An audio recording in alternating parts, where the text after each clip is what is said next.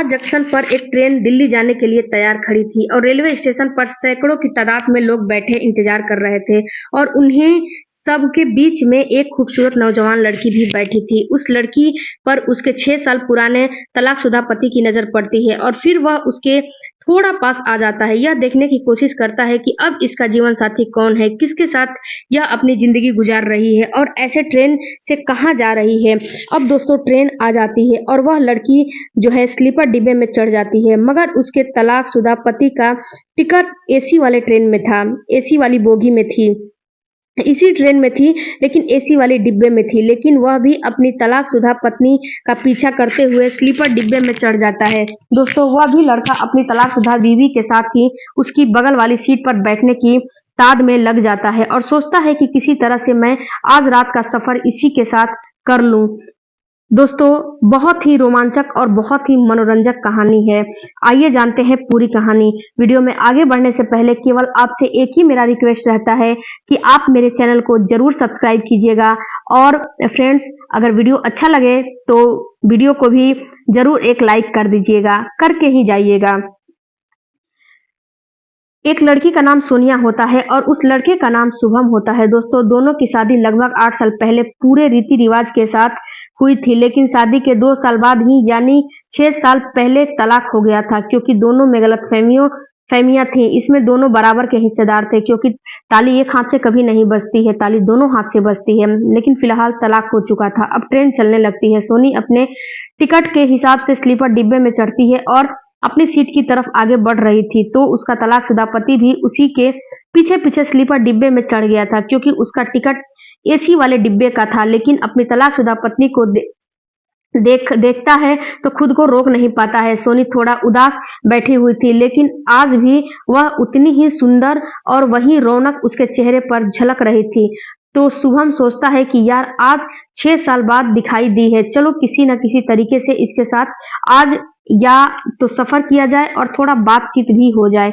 इसीलिए वह अपनी पत्नी अपना एक डिब्बे का टिकट छोड़कर उसके पीछे स्लीपर डिब्बे में चढ़ गया था। सोनी डिब्बे में थोड़ा आगे जाकर साइड वाली सीट पर बैठ जाती है, वहीं का उसका टिकट होता है। तो शुभम ठीक उसी के पीठ पीछे जाकर खड़ा हो जाता है और देखने की कोशिश करता है कि शायद क्या पता इसके साथ कोई और भी हो, तो अगर होगा तो अभी इसके साथ आकर बैठ जाएगा। लेकिन जो कोई भी उसकी सीट पर बैठने की कोशिश करता था वह फौरन ही उसको वहां से बैठने से मना कर देती थी कि यहाँ पर मत बैठिए, यह हमारी सीट है। एक दो लोग ने कहा भी कि मैडम अभी तो 3 घंटे में उतर जाएंगे, 2-3 घंटे में, अगले स्टेशन तक बैठने दीजिए। लेकिन वह बोलती है कि नहीं, मैं आपको नहीं बैठने दूंगी, मेरी तबीयत ठीक नहीं है, मुझे लेट कर आराम करना है, मैं आराम करूंगी, मैं किसी को ऐसे नहीं बैठने दे सकती। अब दोस्तों शुभम पीछे खड़ा यह सब बातें सुन रहा था।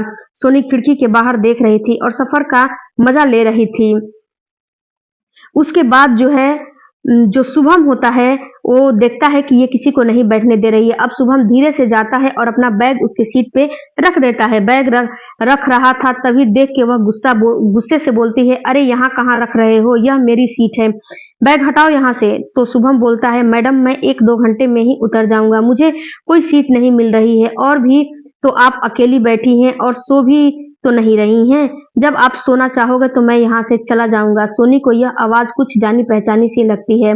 जब वह उसकी तरफ देखती है तो हैरान रह जाती है और 10-15 सेकेंड वह शुभम की तरफ देखते ही रह जाती है और फिर उससे कहती है, क्योंकि वह उसका तलाकशुदा पति था, शुभम था, वह उसको पहचान लेती है और अपने पैर को समेटते हुए इशारा करती है कि बैठ जाओ। अब तो दोस्तों दोनों के दिलों में तरह तरह के सवाल पैदा होने लगते हैं। शुभम ही अपनी चुप्पी तोड़ता है, बोलता है कि दिल्ली अपनी दवाइयां लेने जा रही हो क्या?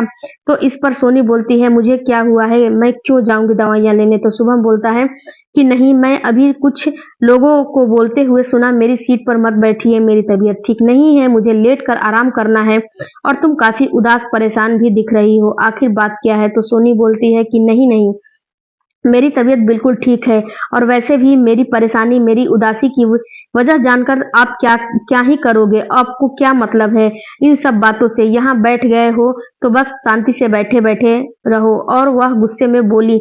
लेकिन शुभम थोड़ी देर बाद फिर पूछता है कि दिल्ली कब से रह रही हो? सोनी कहती है कि मैं अभी पहली दफा ही जा रही हूँ। अब वह बस उसे निहारने ही लगता है। सोनी खिड़की के बाहर देख रही थी और कभी बीच-बीच में एक नज़र शुभम की तरफ भी देख लेती थी। दोस्तों, सर्दियों के दिन थे। अब ट्रेन अपनी रफ्तार से चलने लगती है तो ठंडी-ठंडी हवा अंदर भी आने लगती है। सभी पैसेंजर ठंड से बचने के लिए कुछ न कुछ गर्म कपड़ा जो है ओढ़ने के लिए लाए थे। वह अपना-अपना कपड़ा कंबल बैग में से निकालकर ओढ़ने लगते हैं। तो सोनी को भी ठंड लगती है तो वह भी अपने बैग से एक ऊनी कंबल निकालती है और अपने पैरों पर डाल लेती है। लेकिन शुभम को तो कोई गर्म कपड़ा वगैरह लाने की जरूरत ही नहीं थी, क्योंकि वह तो ऐसी डिब्बे में जाने के लिए आया था और उसमें कंबल वगैरह सभी कुछ सामान आसानी से मिल जाता है। वह कुछ भी अपने साथ लेकर नहीं चला था। जब ठंड ज्यादा बढ़ने लगी तो सोनी उससे पूछ लेती है कि आप कुछ ओढ़ने के लिए नहीं लाए हैं? तो वह शुभम कहता है कि मुझे तो कुछ याद ही नहीं रहा और मैं तो बस ऐसे ही आ गया। तो इस पर सोनी बोलती है कि आपको कुछ ना कुछ गर्म कपड़ा ले लेना चाहिए था। इतनी ज़्यादा ठंड में आपको सर्दी भी लग जाएगी। अब दोस्तों, अगले स्टेशन पर ट्रेन रुकती है तो जो बगल वाली सीट थी उसी को दूसरे पैसेंजर ने बुक किया हुआ था, तो वह वहाँ पर बैठने लगता है। उसको बैठते हुए देख रही थी सोनी। इस पर कहा कि अरे इस पे मत बैठिए जी, यहाँ यहाँ सामान मत रखिए, यह पूरी सीट हमारी है। तो वह पैसेंजर बोलता है कि मैडम क्या बात करती हैं आप, आधी सीट तो मेरी भी है। इसमें कुछ इसमें वह कहती है जी नहीं, यह पूरी सीट मेरी है। दोस्तों, सोनी अपना टिकट निकालकर शुभम को दिखाती है। शुभम टिकट को देखकर सोनी को समझाता है कि देखो सोनी, आधी सीट इनकी भी है और आधी सीट तुम्हारी है। जब तुम्हें सोना होगा तो इन्हें बता देना, यह ऊपर वाली सीट पर जाकर लेट जाएंगे और यह नीचे वाली सीट पूरी इस पर तुम लेट जाना। लेकिन जो है आदमी सीट पर इनका भी अधिकार है। अधिकतर लोग इस बात पर लड़ाई कर लेते हैं, इनको पता ही नहीं होता है। अब शुभम समझाता है तो वह चुप हो जाती है। तब तक वह आदमी जो पैसेंजर होता है खड़ा ही रहता है। उसके बाद वह बीच में बैठने की कोशिश करता है तो उसको सोनी कहती है, यहाँ कहाँ घुसे चले आ रहे हो, अपनी सीट पर जाकर बैठ जाओ, जो आपकी सीट है। फिर वह बैठे बैठे जो है बैठ जाता है और शुभम से बोलता है, भाई साहब आप इधर आ जाइए तो मैं अपनी सीट पर बैठ जाऊंगा। फिर वह सामने वाली सीट पर जाकर बैठ जाता है और फिर ट्रेन चलना भी शुरू हो जाती है। अब ट्रेन चलने लगती है तो सर्दी फिर से बढ़ना शुरू हो जाता है। जो नए पैसेंजर आया था वह भी अपना कंबल निकालता है और ओढ़ लेता है। अब दोस्तों, ठंड ज्यादा ही बढ़ गई थी। सोनी जो है शुभम के ऊपर अपनी चादर डालते हुए कहती है कि आप इसे ओढ़ लीजिए, कहीं आपको ठंडी से तबीयत न बिगड़ जाए। तो शुभम कहता है कि रहने दीजिए, मुझे सर्दी नहीं लगती है। दरअसल सर्दी के दिनों में मेरी किसी से लड़ाई हो गई थी रजाई को लेकर, तब से मुझे सर्दी नहीं लगती है। तब से मेरी सर्दी बिल्कुल ही गायब हो गई है और मुझे बिल्कुल भी सर्दी नहीं लगती है। और वह मुस्कुराने लगता है। दोस्तों, एक बार जब इन दोनों पति पत्नी का तलाक नहीं हुआ था तो सर्दी के महीने में रजाई की खींचातानी को लेकर इनके बीच झगड़ा हो गया था और सोनी ने गुस्से में आकर उस रजाई पर अपनी जो है पानी से भरी हुई बाल्टी डाल दिया था। फिर वह रात इन दोनों ने कुछ और ही ओढ़कर गुजारी थी। दोस्तों, शुभम का इशारा इसी बात की तरफ था। सोनी भी समझ गई थी। वह भी मुस्कुराते हुए कहती है कि इसमें भी जरूर आपकी ही गलती रही होगी। तो शुभम कहता है, जी नहीं, अगले ने उस पर पानी ही डाल दिया था, तो अब बताइए इसमें मेरी क्या गलती रही होगी। अब इसमें मैं क्या कर सकता हूँ जब पूरी रजाई गीली हो गई है। तो अब दोनों हंसने लगते हैं। इसके बाद सफर ऐसे ही चल रहा था। धीरे धीरे खाने का वक्त होने लगता है तो सोनी शुभम से कहती है कि आप भी खाना खा लीजिए। तो शुभम कहता है, यार मैं तो कुछ खाने के लिए लाया ही नहीं हूँ, कोई कुछ लाएगा मैं बेचने के लिए तो मैं खरीद के खा लूंगा, तुम अपना खाना खा लो। दोस्तों, सोनी कहती है, मेरे तो खाने का समय हो गया है, लेकिन आपका तो शायद कुछ और ही टाइम खाने पीने का और वह भी तुमने अपने इस बैग में रखे होंगे। तब शुभम जो है बोलता है, अरे यार ऐसी कोई बात नहीं है, जैसा तुम सोच रही हो अब वैसी कोई बात नहीं है, मैंने दारू पीना बिल्कुल छोड़ दिया है। सोनी यह सुनकर हैरान रह गई, बोली यह कब हुआ, यह तो चमत्कार हो गया। वह बोला 3 साल हो गया है, मैं अब बिल्कुल नहीं पीता और ना कभी जिंदगी में पीऊंगा। सोनी हैरान और आश्चर्य हो जाती है और उसकी तरफ देखने लगती है, बोलती है कि मुझे यकीन ही नहीं है, आप झूठ बोल रहे हैं। तो वह कहता है, तुम्हारी कसम, वाकई में मैं जब पीना छोड़ दिया है। तो सोनी कहती है, मेरी कसम खाकर क्या करोगे? तो वह कहता है कि मैं अपनी माँ का कसम खा लेता हूँ, माँ कसम ये आदत मैंने छोड़ दिया है। दोस्तों सोनी पूरी तरह से हैरान रह जाती है, बोलती है, जी इसके लिए आपने सब कुछ छोड़ दिया है, इतना वादा, इतना विवाद, इतना वाद विवाद, सही सभी कुछ हुआ, आपको पता भी है। अब जाकर आपको ये बात समझ आई है और अब आपने शराब पीने की लत छोड़ी छोड़ी है, काश पहले ही छोड़ दिए होते। खैर सुधर गए, मैं तो ईश्वर से यही दुआ करूंगी कि सदा आप इस ऐब से दूर ही रहो। यह बात सुनकर मुझे बहुत खुशी हुई, आपने पीना छोड़ दिया है। सच बताऊं तो मुझे बहुत सुकून मिला आपकी यह बात सुनकर। दोस्तों इन दोनों पति पत्नी के बीच तलाक का सबसे बड़ा कारण भी यही था कि शुभम बहुत ज्यादा शराब पी रहा था, अपने माता पिता को भी नहीं सुनता था, हमेशा दारू के नशे में जो है धुत रहता था, सोनी को भी तंग कर रखा था, वह प्यार न देता जिसकी वह हकदार थी। वह उसकी इन्हीं आदतों से परेशान होकर 2 साल में ही तंग आ गई थी। खुद शुभम के माँ बाप ने सोनी को यह समझाते हुए कहा कि बेटी देखो यह तो सुधरने वाला नहीं है, तुम अपने लिए कोई दूसरा लड़का देख लो तो शायद तुम्हारी आगे की जिंदगी संवर जाए, या तो बहुत ही नालायक है, निकम्मा है। दोस्तों सोनी को उसको आसपास वालों ने भी बहुत समझाया था कि इसे छोड़कर अपने घर चली जाओ। हालांकि वह शुभम से बहुत ज्यादा प्यार करती थी, लेकिन उसकी शराब पीने की आदत से परेशान आ गई थी और आखिरकार इससे तंग आकर हार मानकर तलाक इससे तलाक ले ही लिया था और फिर अपने घर चली गई थी। सोनी कहती है कि मुझे वाकई में बहुत खुशी है इस बात की कि तुमने अब पीना छोड़ रखा है। और बताओ घर में सब कैसे हैं, मम्मी पापा कैसे हैं, आपकी छोटी बहन कैसी है? अब जब ये बात सोनी सुन लेती है कि पीना छोड़ दिया है तो खुश होकर उससे बातें करने लगती है। मुझे उन लोगों की बहुत याद आती है। दोस्तों जो शुभम की छोटी बहन थी अपनी सोनी भाभी को बहुत मानती थी। शुभम बोलता है, मम्मी पापा भी ठीक है, छोटी बहन की तो 2 साल पहले ही हम लोगों ने शादी कर दी है, सोनी की शादी अब हो चुकी है।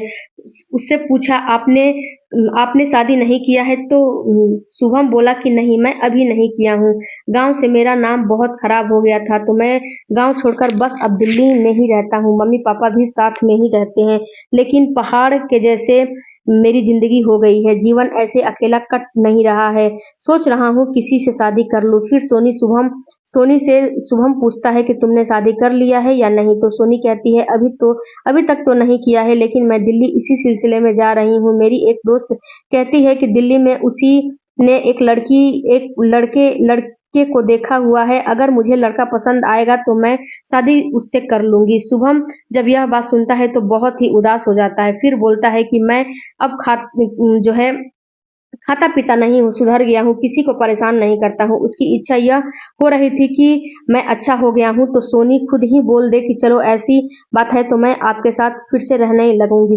लेकिन सोनी बोलती है कि यह तो बहुत ही अच्छी बात है और मैं भगवान से यही दुआ करूंगी कि आपको एक सुंदर और सुशील लड़की मिल जाए। दोस्तों रात काफी हो गई थी, दो सोनी कहती है कि मेरे पास 2 रोटियां हैं, आओ साथ बैठकर खा लेते हैं। शुभम कहता है कि 2 रोटियां में ना तो मेरा पेट भरेगा और ना तो आपका पेट भरेगा, तो इससे बेहतर है कि किसी एक ही का पेट भरे, आप ही इस रोटियों को खा लो। तब सोनी कहती है कि पति पत्नी समझकर ही मिल बांट कर खा लेते हैं, जितना भी है हमने पहले भी कई बार ऐसे ही एडजस्ट करके खाया है और वैसे भी अब आप सुधर गए हो तो चलो कम से कम आज मेरे हाथ की रोटी बनी तो खा लो। दोस्तों तभी ट्रेन में एक बिरयानी बेचने वाला आता है और बोल रहा था, बिरयानी ले लो, बिरयानी ले लो। शुभम उससे 2 बिरयानी खरीदता है और फिर दोनों साथ बैठकर ही खुशी खुशी खाना खा लेते हैं। खाना खाने के बाद जो दूसरा पैसेंजर होता है वह कहता है कि मैं अब ऊपर लेटने के लिए जा रहा हूँ, यहाँ नीचे आप लोग अपना जैसे चाहे एडजस्ट कर लेना। उसके बाद यह दोनों एक दूसरे के साइड पीट करके एक ही कंबल में सो जाते हैं। अब दोनों में से किसी को नींद नहीं आ रही थी। सोनी की याद में शुभम पूरी तरह से बदल चुका था और यही सोच रहा था कि इतनी खूबसूरत मेरी पत्नी थी, लेकिन मेरी इन्हीं गंदी आदतों की वजह से मुझे छोड़कर चली गई थी और आज दूसरी शादी करने जा रही है। काश यह मुझे भी ही फिर से अपना लेती, मैं ही कुछ हिम्मत कर पाता सोनी से कहने की। यह सब बातें दोनों के दिमाग में चल रही थी और ऐसे ही आधी रात गुजर जाती है। तभी आरती सोनी उठकर बैठी और शुभम से पूछी कि सर्दी लग रही है आपको क्या? तो शुभम कहता है कि हाँ लग रही है, बताओ क्या करोगी? फिर तो सोनी अपने बैग से एक उन्हें मफलर निकालती है और शुभम के कानों में लपेट देती है। बोलती है अब आराम से सो जाओ, इससे तुम्हें बहुत सुकून मिलेगा। दोस्तों सुबह हो जाती है, दोनों उठते हैं, चाय नाश्ता करते हैं और फिर ट्रेन दिल्ली जंक्शन पर रुकती है। यह दोनों वहीं पर एक साथ उतरते हैं। शुभम सोनी को उसका मफलर वापस लौटाने लगता है और बोलता है कि आपने बहुत ही अच्छा मफलर बनाया है, जो है मफलर खरीदा है। लग रहा है कि तुमने खुद ही अपने हाथों से बनाया है इसको, लेकिन यह तो जेंट्स के लिए है। तो सोनी बोलती है हाँ मैं उन्हीं के लिए बनाया था जिससे मैं शादी करने जा रही हूँ, लेकिन मगर अगर आपको पसंद आया तो रख लीजिए, मैं उन्हें दूसरा बुनकर दे दूंगी। इसके बाद शुभम मफलर को अपने बैग में रख लेता है, फिर अपनी जेब में हाथ डालता है तो 3,000 निकलते हैं। वह उन पैसों को सोनी को देने लगता है कि यह पैसा आप रख लीजिए, लेकिन सोनी कहती है कि मुझे पैसों की कोई जरूरत नहीं है, मैं पैसा क्या करूंगी, मेरी दोस्त आने वाली है होगी, आप यह पैसे अपने पास रख लीजिए, ऐसे ही पैसे लेन देन की कोई बात नहीं है। तो फिर वह बोलता है कि तुम मेरे साथ ही चलो, तुम्हें जहाँ जाना होगा मैं आपको वहीं छोड़ दूंगा। तो वह कहती है रहने दीजिए, बस मेरी दोस्त यहीं आने के लिए बोल रही थी, आप चले जाइए। दोस्तों जब शुभम वहाँ उदास चेहरे के साथ चला जाता है, इतने में ही सोनी की दोस्त अंजू आई और कहती है कि अरे यार सोनी कैसी है तू, आने में कोई दिक्कत परेशानी तो नहीं हुई? तो सोनी बोलती है कि नहीं यार कोई प्रॉब्लम नहीं हुई है सफर, लेकिन यार मैं अब तुझे एक ही बात बताऊं, मेरा जो तलाकशुदा पति था शुभम, वह आज भटकता हुआ मेरे ही सीट पर आ गया, टिकट उसके पास था नहीं तो मेरी ही सीट पर बैठ गया था। अब तुमसे क्या ही छुपाना, पहले से बहुत ज्यादा सुधर गया है, पीना भी छोड़ दिया है। उसने उसे देखकर मुझे बहुत दया आ रही थी, शायद वह मुझे कुछ कहना चाहता था लेकिन हिम्मत न कर पाया, और जब वह जाने लगा तो मैं सच बताऊं मेरी आंखों में आंसू आ गया था, उससे कुछ लगाव अपनापन हो गया था मुझे उसे जाता देखकर। तो अंजू कहती है हाँ तो अब मरने भी दे उसको, ज्यादा दया दिखाने की कोई जरूरत नहीं है, अब इसकी अकल ठिकाने आएगी ना। तू कितनी अच्छी है, तू कितनी सुंदर है और सुशील भी है, तूने उसे बताया नहीं क्या कि मैं शादी करने जा रही हूँ? तो बोली हाँ बताया तो था उसे कि मैं शादी करने जा रही हूँ। यह सुनकर बहुत ही उदास हो गया था बेचारा। तो उसकी दोस्त बोलती है बस बस अब तू बहुत ज्यादा उस पर तरस खाने की जरूरत नहीं है, मेरे साथ चल, तेरे लिए जो लड़का देखा है मैंने उसको तू देखेगी ना तो तेरे मन खुश हो जाएंगे, इतना अच्छा लड़का है वह, अपने कमाने खाने में लगा हुआ है और कोई दिक्कत नहीं रहेगी तुझे। अब अंजू और सोनी को अपने रूम पर लेकर जाती है और शुभम भी अपने घर चला जाता है। शुभम की सीलमपुर में ही जींस की एक फैक्ट्री थी, 30 से 35 लोग इसमें काम करते थे। अगली सुबह अपनी फैक्ट्री पर जाता है। दोस्तों इसी फैक्ट्री में जो सोनी की फ्रेंड थी अंजू वहीं पर काम करती थी। अंजू शुभम से आकर कहती है सर वह जो लड़की मैंने आपके लिए देखी थी, जिसकी शादी की बात आपसे कर रही थी, वह यहाँ दिल्ली आ गई है और आपसे मुलाकात करना चाहती है, तो उस आपसे मुलाकात के लिए बुला लूं क्या? तो शुभम कहता है हाँ यार क्यों नहीं, तुम तो बहुत तारीफ करती हो अपनी फ्रेंड का कि बहुत खूबसूरत है, बहुत ही सुंदर है, मैं भी देखना चाहता हूँ, मिलना चाहता हूँ कि वह कितनी सुशील है, कितनी खूबसूरत है, कितनी सुंदर है, जरा आंखों से तो मैं देखूं और मैं शादी भी कर लूंगा। दोस्तों अब अंजू आगे आगे आती है और सोनी पीछे पीछे आती है। जैसे ही सोनी ऑफिस के अंदर आती है तो शुभम उसको देखकर खड़ा हो जाता है और बोलता है कि अरे तुम तो सोनी हो। बोलती है शुभम आप। दोस्तों शुभम उसको देखते ही चौंक गया था और अंजू से बोलता है कि यही है तुम्हारी फ्रेंड? तो अंजू बोलती है कि जी सर यही है मेरी फ्रेंड। अब दोस्तों शुभम सोनी से बोलता है कि तुम बिल्कुल चुप रहना, मैं जरा इसका क्लास लगाता हूँ, पहले अंजू से बातचीत कर लूं करूं।